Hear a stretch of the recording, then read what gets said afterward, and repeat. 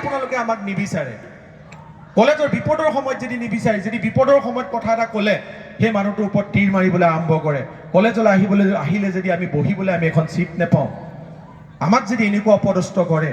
মই সেইদিনা দুখেৰে ওলাই গৈছোঁ, যেতিয়া কলেজত আহিছোঁ ননীদাৰ লগত যেতিয়া মই আহিলোঁ, মোক বহিবলৈতো মই দুবাৰ পিছফালে হলটোৰ মিটিং, মোকতো চিনাকি কৰাটো দূৰৰে কথা, যেন মইহে কিবা এটা কৰিলোঁ। আৰু তাৰপিছত যেতিয়া মই গৈছোঁ, চাওক কথাখিনি ৰিয়েকশ্যন কেনেকৈ হয়। তাৰপিছত লখিমপুৰ কমাৰ্চ কলেজত সেইদিনা আছিলে 50 বছৰৰ অনুষ্ঠান, আৰু তাত ভাৰতবৰ্ষৰ মানে MOS শিক্ষামন্ত্ৰী আহিছে, মোক ভালকৈ চিনি পায়, তেওঁ মণিপুৰত ঘৰ। তেওঁ ক'লে ৰাজীৱ ক'ত আছিলে বোলে, কিন্তু মিটিং আছে। তাৰপিছত ননীদা তাতে ৰণোজ পেগু, ননীদাই কৈছে ৰাজীৱৰ কলেজলৈ গ'লোঁ, ৰাজীৱকে বহিবলৈ চিট এখন নিদিলে, মই খটককৈ ওলাই গুচি আহিলোঁ। এই মেছেজটো কেনেকৈ গ'ল আপুনি চাওক। আৰু মই ইমানেই দুখ পাইছোঁ।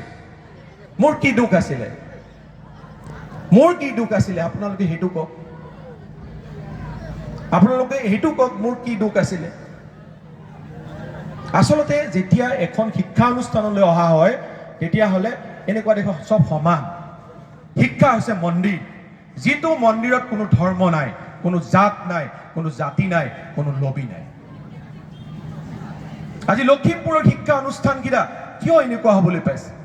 মাজতে বিহপুৰীয়া কলেজ লৈ হুলস্থুল, মাজতে এইখন কলেজ লৈ হুলস্থুল, হেৰাচকাট। যদি মই মিনিষ্টাৰ ওচৰলৈ যাওঁ বোলে লখিমপুৰৰ ভিতৰত আটাইতকৈ বিহপুৰীয়া কলেজকেইখনে আটাইতকৈ লেতেৰা কলেজ, শুনিলে নিজকে এনেকুৱা লাগে যেন কি হয়।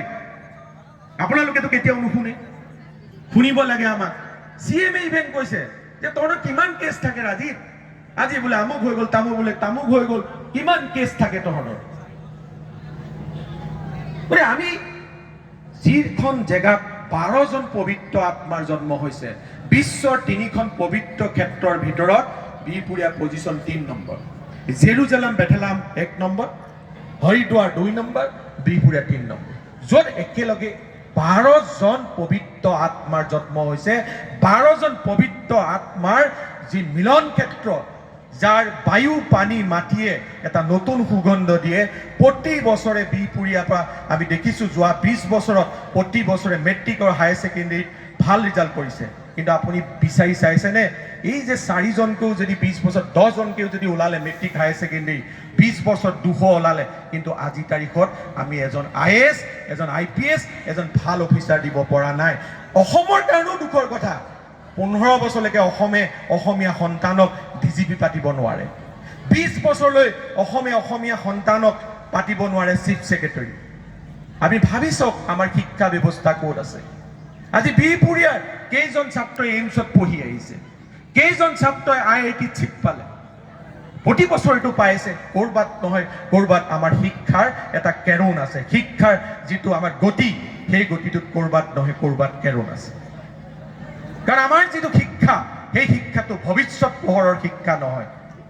ভৱিষ্যত পোহৰৰ শিক্ষা হোৱাহেঁতেন প্ৰত্যেকজন যদি শিক্ষকে যদি এটা ভাল সিদ্ধান্ত ল'লেহেঁতেন, প্ৰত্যেকজন শিক্ষকে যদি সমাজৰ বাবে, জাতিটোৰ বাবে, অঞ্চলটোৰ বাবে কাম কৰিলেহেঁতেন, তেতিয়াহ'লে আমি এনেকুৱা অৱস্থাত নাথাকোঁ।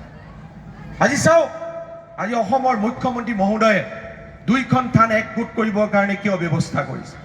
বাহিৰত ক'লে তহঁতৰ তাত এতিয়া মাধৱদেৱৰ জন্ম ক'ত হৈছে সেইটোৱে বোলে অসুবিধা। মাধৱদেৱৰ জন্ম যিজন মহাপুৰুষ যদি এফাকি ঘোষা লিখি দিলেহেঁতেন তেতিয়াও অমৰ হৈ গ'লহেঁতেন। কিন্তু বাহিৰৰ মানুহে যেতিয়া কয় বোলে বিহপুৰীয়ালৈ গ'লে এতিয়া টনা আজোৰা হয়, এটা পাৰ্টীয়ে কয় এইখিনিত জন্ম হৈছে, এটা এইখিনিত। সেইকাৰণে আমি বহুত ৰিকুৱেষ্ট কৰাৰ পিছত মুখ্যমন্ত্ৰীয়ে ক'লে 2খন থান মিলাই মাত্ৰ এটা জেগাত, মানে 2খন থানাতে জন্ম হৈছে। এইটো সিদ্ধান্তটো আমি বহু বছৰ আগতেই ল'ব পাৰিলোহেঁতেন।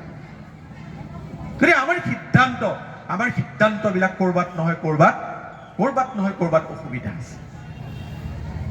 সেইকাৰণে আমি আমাৰ অঞ্চলৰ পৰা ভাল মানুহ উলিয়াব পৰা নাই। ভাল মানুহ আমি যিদৰে উলিয়াব পাৰে, শুনিলে আপোনালোকে নিজে ডাটা কালেক্ট কৰি চাওক। মই চব ডাটা কালেক্ট কৰি থৈছোঁ। মেট্ৰিক আৰু হায়াৰ ছেকেণ্ডেৰী মিলাই কিমান টোটেল হৈছে 212জন আজি তাৰিখলৈকে ষ্টেণ্ড কৰিছিল ইয়াত। আৰু সেই 212জনকে মই জানো কোন পজিশ্যনত আছে। এই কথাখিনি চাওক কিয় এনেকুৱা হ'বলৈ পালে। মই আজি দেউতাক সুধিছোঁ, বোলে গোটেই অসমৰ কোনো অঞ্চলত, গাঁও অঞ্চলত মই বৃদ্ধাশ্ৰম দেখা নাই, কিন্তু মই দেখিলোঁ বৃদ্ধাশ্ৰম বৰপথাৰ। দেউতাই মোক কৈছে তুমি তাত নাযাবা। দেউতাই মোক ডাইৰেক্ট কৈছে তুমি তালৈ নাযাবা। তালৈ যাবলৈ কি থাকিব চাওক, আমি কি শিক্ষা দিম? এতিয়া বহুতে গৈ তাত কি কৰে, তাত গৈ বাৰ্থডে পাতে, পিতেকৰ ফটো দিয়ে।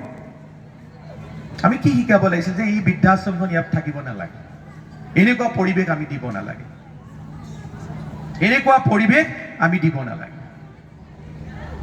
এনেকুৱা পৰিৱেশ দিলে এনেকুৱা পৰিৱেশ দিব নালাগে। আচলতে যিখন গভৰ্ণিং বডি হয়, সেই গভৰ্ণিং বডি আৰু শিক্ষক সমাজৰ মাজত এটা সুসম্পৰ্ক হ'ব লাগে। এটা যদি যেতিয়ালৈকে সুসম্পৰ্ক নাথাকে, মই সন্মানীয় অধ্যক্ষ ডাঙৰীয়াক এটাই অনুৰোধ জনাম, ছাৰ আপুনি গভৰ্ণিং বডিত আপোনাৰ লগতে আমাৰ প্ৰাক্তন ছাত্ৰও কমচে কম দুজনক কমচে কম আপুনি সুবিধা